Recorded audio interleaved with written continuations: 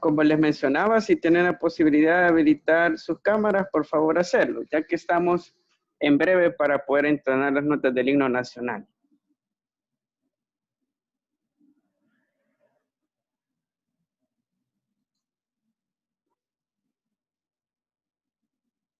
Se habilitan sus cámaras, por favor.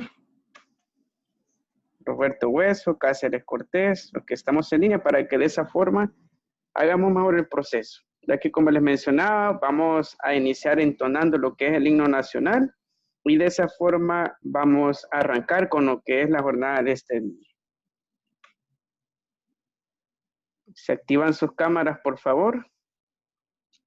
Quitémoslos la pena, solo para cantar el himno nacional. Así también habilitan sus micrófonos para poder escucharlos. Roberto Hueso, Cáceres Cortés, Gómez Córdoba, Hernández Guillén, Ulises Reyes, William Corea. Si tienen la posibilidad de habilitar sus cámaras, por favor hacerlo.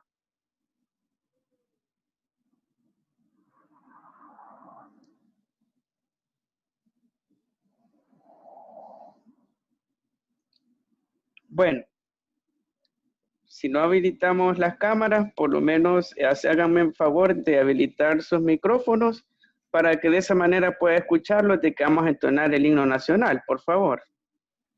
Habilitamos el micrófono, Cáceres Cortés, Gómez Córdoba, Hernández Guillén, Ulises Reyes y William Corea, para poder escucharles y cantamos lo que es el himno nacional, por favor.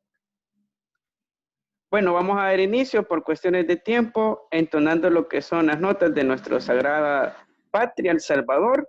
Escuchémoslo con todo respeto, ponemos por favor su mano en su pecho y entonamos lo que es el himno nacional de nuestro país. Como les mencionaba, habilitamos el micrófono para que de esa manera los pueda escuchar cantando el himno nacional. Vamos a iniciar.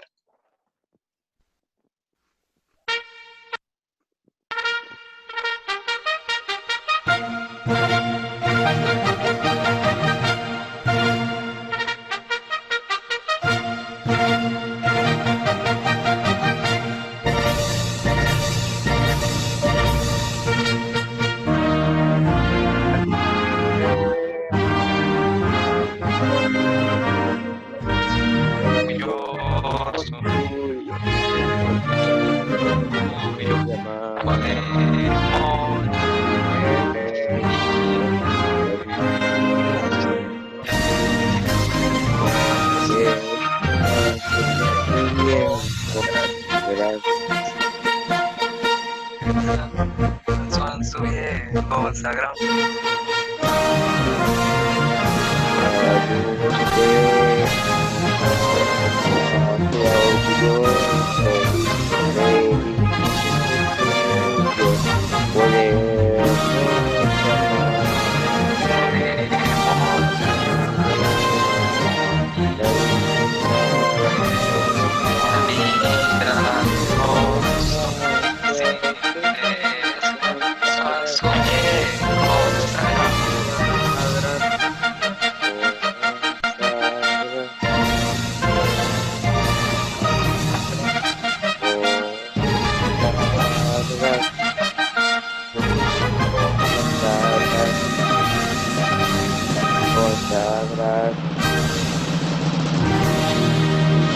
Muy bien. Gracias. Y entonamos lo que son las sagradas notas de nuestro himno nacional. Ahora les voy a compartir lo que es un tanto de historia referente a nuestra patria. Como sabemos, para el día de mañana se celebra lo que es la independencia patria en nuestro país, que cumple 199 años de independencia. Vamos a explorar lo que son algunos datos curiosos referentes a este magno evento. Como sabemos, un evento que marcó lo que es la historia de nuestra patria y por tanto debemos de reconocer su importancia. Vamos a ver un poco de ello. Primero veamos lo que es la historia del país. Como sabemos, nuestro país es un país bastante reciente en cuanto a su independencia patria y como podemos ver en pantalla, tenemos lo que es un poco de los datos históricos. El Salvador se independizó el 15 de septiembre de 1821 de España. En ese sentido, cuando hablamos de la independencia, todo Centroamérica en aquel tiempo era una unión, formaba toda una región, todo un país. ¿Y qué sucedió con la independencia? Pues se separó prácticamente los poderes propiamente locales que estaban en poder de los eclesiásticos, que eran mediadores con los grupos indígenas, con lo que es el Reino de España, y de esa forma llegaron a un consenso para que en el caso de Centroamérica pudiese independizarse. ¿Qué significa, en otras palabras? Fuese lo que son países soberanos, cada uno respectivamente con su propia constitución. Y por eso es que celebramos la independencia patria, porque es un evento muy importante, bastante sobresaliente, y con ello podemos decir de que es la separación de lo que son nuestros países centroamericanos de la corona española. Así también tenemos otro dato referente a la independencia de El Salvador, como lo es de que en el caso del sacerdote y doctor José Matías Delgado, era el líder de la independencia.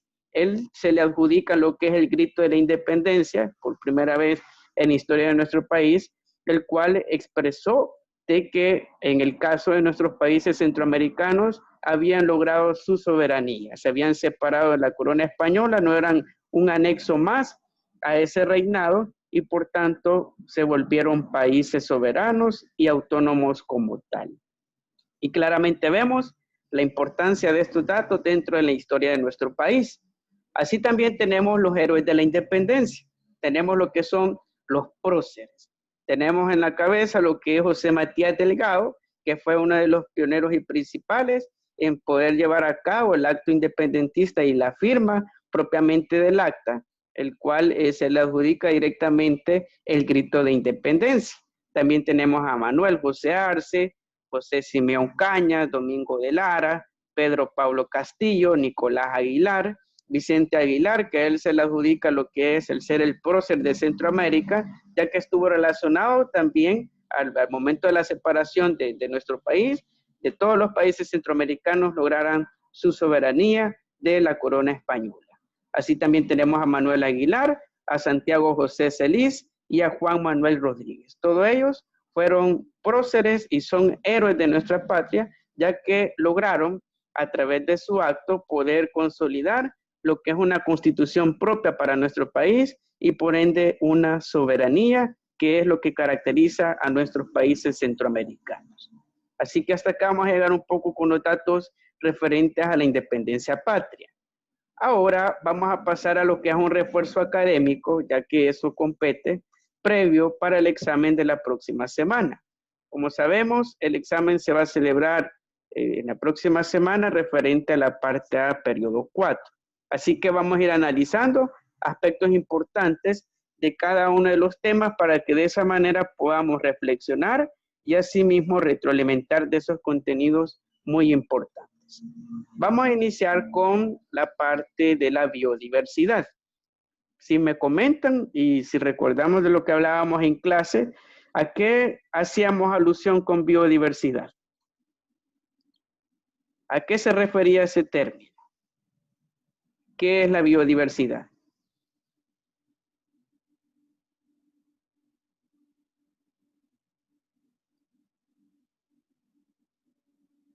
Si me comentan, ¿a qué relacionábamos la biodiversidad? ¿Qué hacía alusión, referencia? ¿Sí? Especies de animales y plantas, profe, se categorizaban. Muy bien, excelente. Y en efecto, cuando hablamos de lo que es las características de la biodiversidad, hace alusión propiamente a la parte referente a los organismos vivos que están dentro de un ecosistema. Y como hablábamos, decíamos de que el término se acuñó a partir de un Foro Nacional de Biodiversidad en 1986 en Washington, en el cual se planteaba la importancia de crear un término afín para todos los científicos, a tal punto de que incluía este concepto a todos los organismos, especies, poblaciones, variaciones genéticas, entre otras relaciones que se establecen entre comunidades biológicas y los ecosistemas, para que de esa forma se comprendiera a gran escala lo que es la magnitud de la vida en la Tierra, partiendo del concepto de biodiversidad. Y como vemos claramente, si nos encontramos en un desierto, vamos a encontrar biodiversidad muy específica y particular al ecosistema, como lo pueden ser arbustos desérticos, entre otros, algunos pequeños roedores, serpientes, pues todo ello forma parte de los organismos que viven en ese ecosistema en particular, como asimismo establecen relaciones entre ellos, tanto una cadena alimenticia, trófica, para poder generar propiamente el equilibrio de ese ecosistema en particular. Vemos también otros tipos de ecosistemas como los acuáticos, como lo puede ser en un lago, en un río, o así también podemos hablar del mar propiamente, que es un gran ecosistema acuático en el cual ocurre este mismo proceso. Los peces, lo que son los cardúmenes de peces de diferentes especies y variedades genéticas, establecen relaciones entre sí para con ello generar lo que es la biodiversidad. Asimismo, hablábamos de que la biodiversidad se establece en lo que son niveles y cada uno de los niveles tiene una particular significancia. Por ejemplo, en el caso del nivel genético, decíamos de que hace alusión a la diversidad dentro de una especie, como por ejemplo, dentro de lo que es nuestra familia, si tenemos hermanos, podemos ver claramente de que no nos parecemos, a pesar de que provenimos de los mismos progenitores. ¿Por qué? Porque en el caso a nivel genético, la variabilidad ocurre entre cada uno de los individuos, ya que como sabemos, los individuos producen lo que son las poblaciones y por ello podemos decir de que a nivel genético ocurre el proceso de esta manera. Así también tenemos a nivel de especies en el cual la diversidad se da entre grupos de animales, de vegetales, de hongos, entre otros organismos en los cuales cada especie es única. Por ejemplo, un orangután no se va a parecer en nada o tal vez pocos rasgos pueden compartir a un gorila. ¿Por qué? Porque son diversidad entre especies. Cada especie es única, así también un chimpancé no se va a parecer absolutamente a nosotros porque somos diferentes, tenemos variabilidad genética y eso hace a este nivel de diversidad entre especies. Así también tenemos a nivel de ecosistema en el cual podemos encontrar propiamente la relación entre ecosistemas acuáticos, terrestres o aéreos. ¿De qué manera? Por ejemplo, sabemos claramente de que todo el agua residual que cae por medio de la lluvia a nivel de ecosistemas terrestres se convierte en lo que es correntía, pues baja de las montañas, llega por medio de los ríos, también puede penetrar lo que es el manto freático hasta que llega y toda esa agua se deposita de nuevo en el mar, porque es el bajo nivel de altura y por eso ocurre ese proceso. ¿Y de qué manera se relacionaron? Pues a través de ese vital líquido, como también las especies pueden migrar de un ecosistema a otro. Sin embargo, vemos claramente de un ecosistema puede ser la selva amazónica, vemos claramente de que en su interior hay muchas especies. Hay especies de serpientes, de cocodrilos, así también de aves. Hay mucha riqueza de vida debido a este particular nivel en el cual encontramos en ese sentido la diversidad expresada de esta manera. Así también tenemos otros aspectos afines al proceso ecológico, en el cual podemos encontrar lo que son otros procesos relacionados. Veremos lo que son la cadena alimentaria o también llamado cadena trófica, en la cual podemos encontrar diferentes relaciones entre las especies. Por ejemplo, acá tenemos lo que son algunos consumidores, como lo es en el caso de esta liebre, la cual está comiendo de lo que es el césped, de la hierba, ya que es herbívoro, por tanto ellos consumen directamente la energía que proviene de la tierra, que es producida por las bacterias, ya que las bacterias son el primer nivel en el cual ocurre la energía dentro de un ecosistema, ya que ellas producen y así también descomponen, pues muere un animal o así también cae una fruta o la hoja, estas bacterias están descomponiéndolo para que se conviertan en nutrientes para el suelo y así volver a producir flora vegetativa para que consuman alimento estos animales, que son la cadena primaria de consumo, y luego pasan a ser devorados por sus depredadores, que son los consumidores secundarios. En este sentido tenemos un lince, el lince es el depredador natural de las liebres, llega, lo consume, procesa la energía del consumidor primario. ¿Y de qué manera va a integrar la energía en INSE? Pues al morir. ¿Qué va a suceder? Va a quedar postrado lo que es su cadáver en el suelo, en la tierra, y de esa forma llegan las bacterias descomponedoras y vuelven a integrar lo que es los nutrientes al suelo. Y de esa forma se mantiene lo que es el ciclo de la materia, como también la cadena trófica, que es la cadena alimenticia. Así funcionan todos los ecosistemas a partir de este principio en particular. Así también podemos mencionar otros aspectos relacionados a ellos. Ya vamos a ver más adelante. Otros aspectos también relacionados a ellos son los paisajes. Como vimos en la clase pasada, hablábamos de que existen dos tipos de paisajes.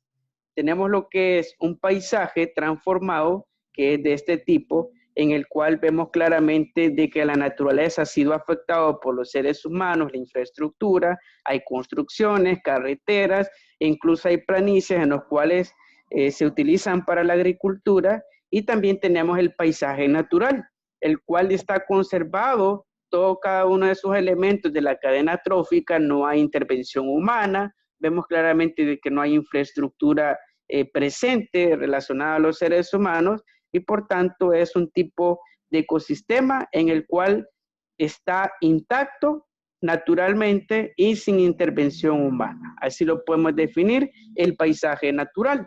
Asimismo tenemos lo que es el paisaje ordenado, como en el caso de esta ciudad que podemos ver en pantalla, se llama Baubán. Es la primera ciudad ecológica del mundo en la cual vemos claramente de que se encuentra en armonía con la naturaleza. Es un barrio sostenible en Friburgo, Alemania, en la cual vemos claramente de que cada una de las casas tienen lo que es su propio panel solar, tienen su separador de desechos sólidos, capturan agua y lluvia, pues en general son ecológicos. Utilizan mucho la eficiencia de la naturaleza y de esa manera se armonizan con el ambiente. Trabajan en función de generar lo que es un equilibrio de la actividad humana con la actividad de los ecosistemas. Y por tanto podemos decir de que cuando hablamos de ese equilibrio entre actividad humana basada en lo que son principios ecológicos con los ecosistemas, vamos a hablar de un paisaje ordenado. Así también tenemos algunos factores que afectan directamente a la pérdida de la biodiversidad. Como sabemos hoy en día, la deforestación está a flor del día. ¿Y qué sucede con ese proceso? Vemos claramente algunos efectos provocados dentro de la naturaleza, como lo es el crecimiento demográfico, poblacional. Sabemos que en nuestro país es un fenómeno muy típico, muy usual, en el cual están saturadas las ciudades capitales. Por ejemplo, San Salvador tiene un radio de 200 kilómetros cuadrados. ¿Qué sucede? De que es tanta la población que ya supera más de 1 millón de habitantes y se está expandiendo a lugares que no son propicios para asentamientos humanos, como lo es la falda del volcán de San Salvador. Así vemos también en otros casos que se expande a lo que son ríos, lagos, debido a que la gente literalmente ya no cabe en los espacios naturales, aumenta la deforestación y así también la pérdida de la biodiversidad debido a este factor del crecimiento poblacional. Así también tenemos el aumento del consumo, como por ejemplo el Black Friday. Todos sabemos de que la gente se vuelve obsesionada con comprar cosas que no necesita, pues en ese proceso generan lo que son desechos que luego cuesta reciclarlos y se produce lo que es una mayor demanda a la naturaleza, ya que de recordar de que todos los componentes tecnológicos provienen de lo que son minas y las minas están explotando lo que son recursos naturales y de esa manera afecta directamente a la biodiversidad. Así también tenemos el crecimiento de comercio de productos agrícolas y así también alimenticios que no tienen una etiqueta verde, ecológica, ya que de esa forma generan lo que es un daño indirecto en el medio ambiente, ya que no se fomentan las buenas prácticas con los ecosistemas. Y también tenemos lo que es el factor relacionado a la expansión de asentamientos humanos. Como sabemos, en el caso de nuestros países, para hablar en específico de Centroamérica, en El Salvador vemos mucho este fenómeno, en el cual la gente está construyendo a la orilla de ríos, así también contiguo a lagos, y que está provocando pues un daño. Y ese daño se lo está haciendo al ecosistema, ya que al ver gente de que están construyendo en lo que es esa nueva zona, les va a llamar lo que es la atención, no hay procesos legales y va a aumentar lo que es el asentamiento, hasta tal punto que lo va a volver peligroso, nocivo, ya que una crecida u otro tipo de desastre ambiental puede llegar incluso a perjudicar hasta la vida de las personas, la expansión de asentamientos humanos sin planeamiento. Como vemos en el caso en San Salvador, es un caso muy típico. Bueno, también tenemos lo que es otro contenido que será evaluado dentro del examen, que es lo referente a la taxonomía. Y en la clase de la taxonomía hablábamos de que la taxonomía es una ciencia biológica. ¿Por qué se caracteriza esta ciencia biológica? Por ser una derivación del griego taxis, que significa orden, y nomos, que significa ley o norma. La taxonomía se encarga de estudiar la clasificación de los seres vivos. Decíamos de que ocupa principios, leyes, regula clasificación, emplea categorías taxonómicas, usa un sistema de clasificación, emplea el término taxón para referirse a organismos vivos, como por ejemplo un grupo de elefantes es un taxón, así nosotros, el Homo sapiens, somos un taxón, porque somos un grupo de organismos que cumple con idénticas características. Pues, ¿de qué manera ordena la taxonomía de los organismos vivos? Pues la siguiente, genera lo que es esta clasificación, en la cual tenemos los distintos niveles, partiendo del dominio, que es el nivel más amplio de las categorías taxonómicas. Luego tenemos el reino, el filo de división, la clase, el orden, la familia, el género, hasta llegar a la especie. La especie es el nivel más reducido y las categorías que se utilizan para poder nombrar en términos científicos a las especies es el género y esta categoría en particular. Así también podemos hablar un poco de historia y el devenir histórico de la taxonomía, en el cual tenemos lo que son diferentes autores que dieron un aporte significativo al desarrollo de la ciencia taxonómica, como lo es Aristóteles, el cual fue el primero en proponer un sistema jerárquico, separó a los dos reinos, animal y vegetal respectivamente. Luego apareció Linneo, él es el fundador de la taxonomía moderna, él planteó ya los criterios científicos para poder organizar a las especies. Luego tenemos a Darwin, a Haeckel, a Margulis y Schwartz, hasta que llegamos a Wood, el cual descubre otro grupo de bacterias para poder complementar lo que son otros dominios dentro de los reinos de la naturaleza. Y de esa manera podemos comprender un poco de la historia, partiendo de Aristóteles hasta llegar a Wood con los últimos aportes y descubrimientos.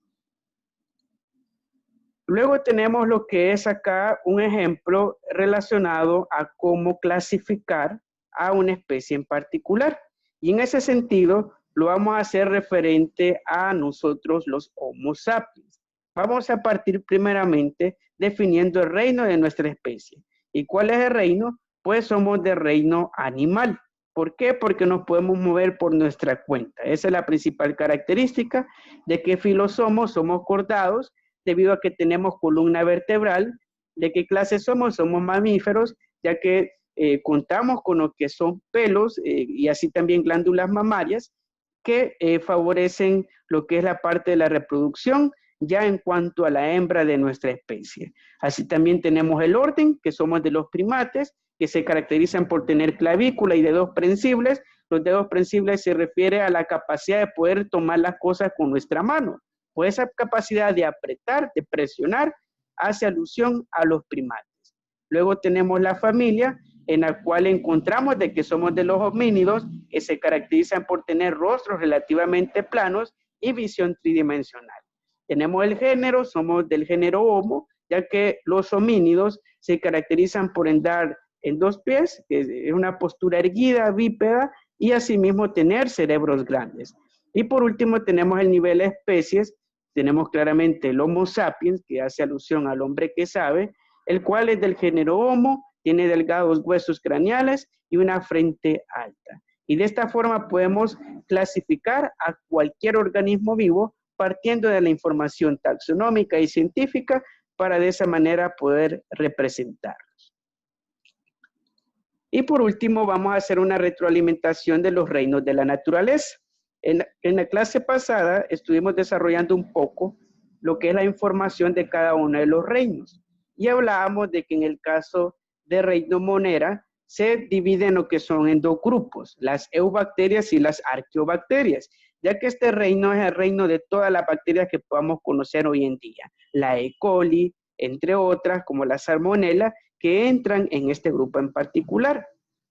¿Y por qué se caracterizan las bacterias? Por ser organismos microscópicos que viven en diversos ambientes y pueden algunas sobrevivir a condiciones extremas, como en el caso del oso de agua, el tardígrado, que tiene esa capacidad en particular. Así también tenemos el reino protista, que se divide en lo que son los protozoos y algas, son seres microscópicos, viven en ambientes acuáticos, como en estanques o charcas.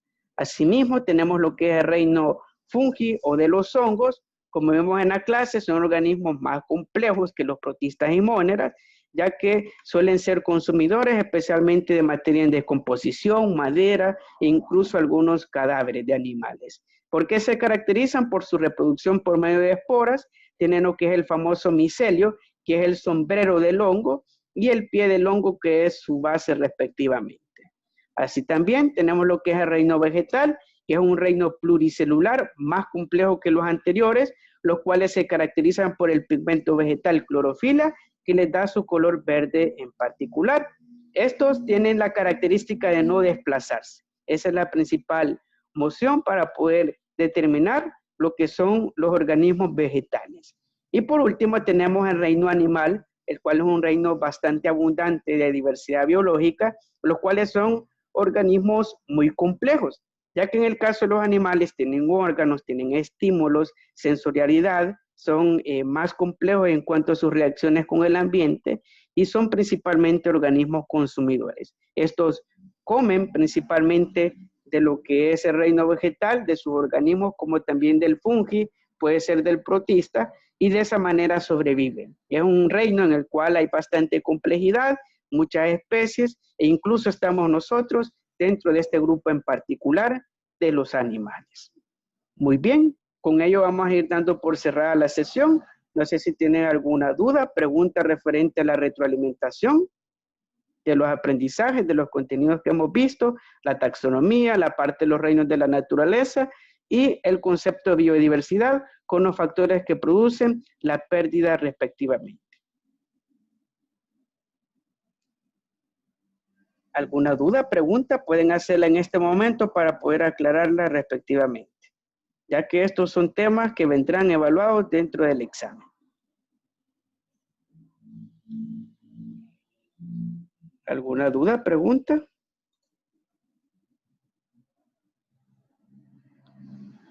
Si está todo claro, me confirman, por favor, ya que vamos a ir dando por cerrada la sesión.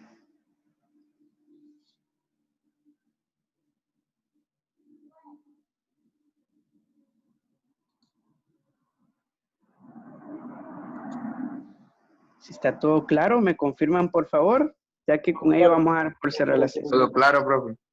Gracias, muy bien. Bueno, para ir cerrando, solo mencionarles de que ya estamos tomando apuntes de la lista oficial para InfoExpo. Para este día se envía ya propiamente para que se empiece a organizar cada uno de los orientadores para que lo tomemos muy en cuenta.